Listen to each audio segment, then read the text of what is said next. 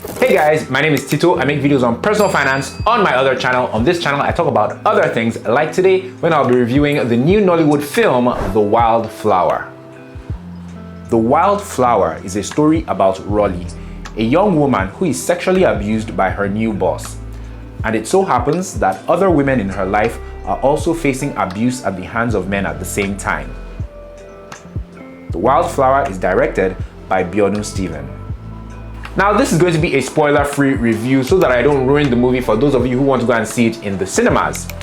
I've been looking forward to this movie, The Wildflower, for two main reasons. First of all, because it's directed by Biodun Steven, who happens to be one of my favorite Nollywood directors. She directed The Breaded Life last year, which was my favorite Nollywood movie of 2021, and which is also coming to Netflix in a couple of weeks, in fact, early June. So look out for that, and also look out for my review of The Breaded Life. You can watch it by clicking the card in the corner of the screen. It's spoiler-free, so you enjoy it. So you can watch it before watching the movie, I should say. The second reason I was looking forward to The Wildflower is because the star of The Wildflower is the writer of this very popular book, Nearly All the Men in Lagos Are Mad, Damilare Kuku. So she's the star of this movie. So yeah, for those two reasons, I was really looking forward to this film. Were my expectations met or were my hopes dashed? Let's find out, starting by talking about the performances in this movie. Damilare Kuku. Damilare plays Roli, a young woman who is recently employed at a real estate firm where her boss takes advantage of her. So her performance was alright. Considering, she's a character who gets abused or taken advantage of by a man or by her boss, with that kind of character comes different kinds of emotions like shame, regret, resentment, anger, and all that. And Damilare does a very good job of conveying all those emotions with her performance in this film. So her performance was average, if I'm being honest. It could have been better if the story was better written and if the execution or the direction of the movie was better. But Damilare was good enough for me to look forward to seeing her again in other movies, movies that are better put together, so to speak. Deyemi Okalawon. Deyemi plays Mr Gowon, the employer who takes advantage, or who abuses, I should say, because there's a difference, who abuses Roli. And to be honest, this didn't feel like a departure from anything we've seen from Deyemi in the past, especially in roles where he's played the antagonist. In fact, his performance in this film reminded me of his performance in Blood Sisters just a few weeks ago. Because while in that production, his character was hitting women, in this production, his character is sleeping with women against their will. So there wasn't that much difference, and you feel like you've seen this kind of performance from Deyemi before. What I did like, though, is the fact that his character spoke Yoruba. I don't think I've ever seen any of Deyemi's characters speaking Yoruba, especially that fluently, in a movie before.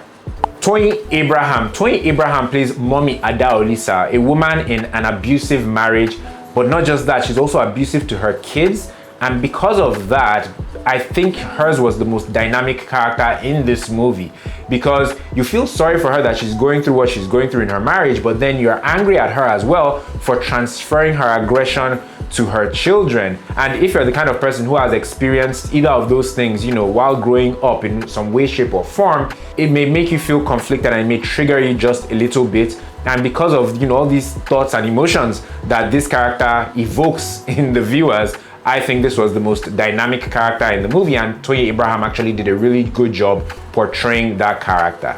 Now, Zubby Michael is also in the film, and if you've seen the trailer, you'll know that his character is one of the predators in this film.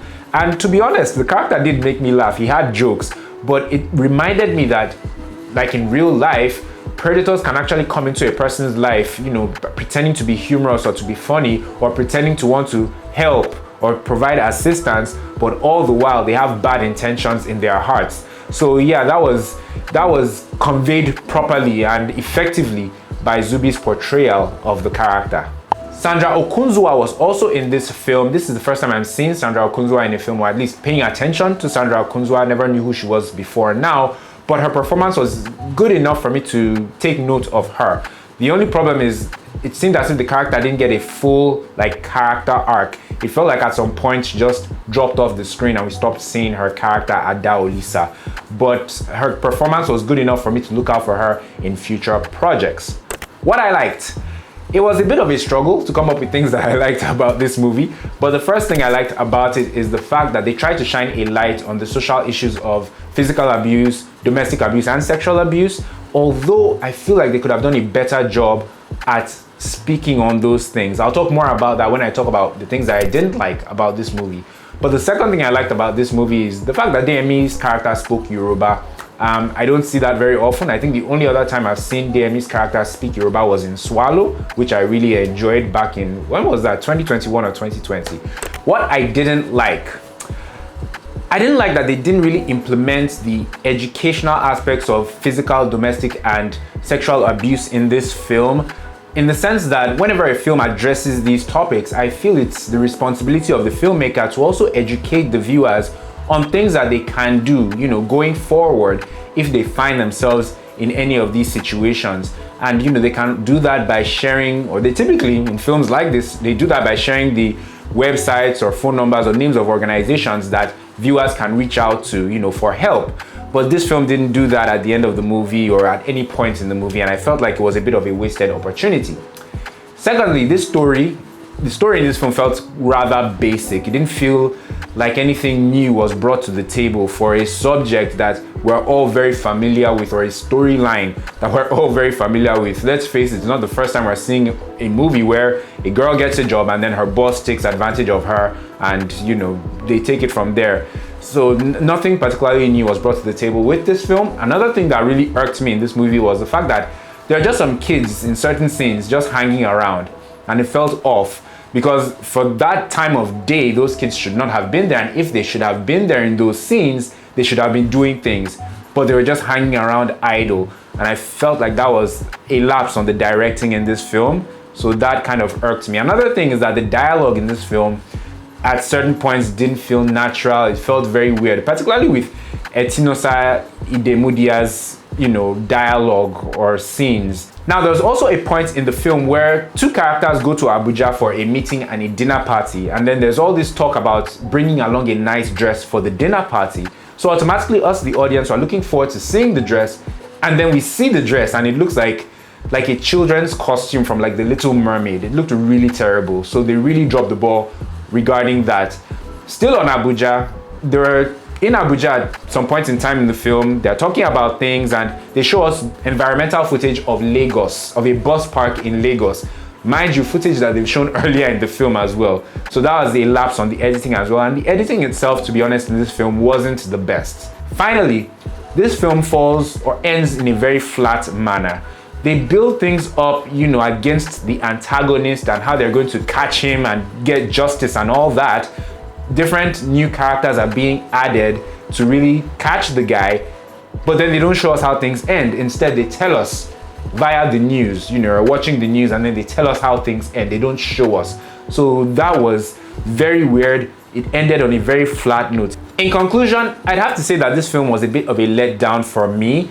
I think I've come to have really high expectations of Biodun Stevens movies, especially since Breaded Life last year. I enjoyed that. Enjoyed Progressive Tailors Club, which came out on Amazon recently. I enjoyed Aki and Popo a little bit. I enjoyed A Simple Lie a couple of months ago. So I've come to have high expectations and high hopes.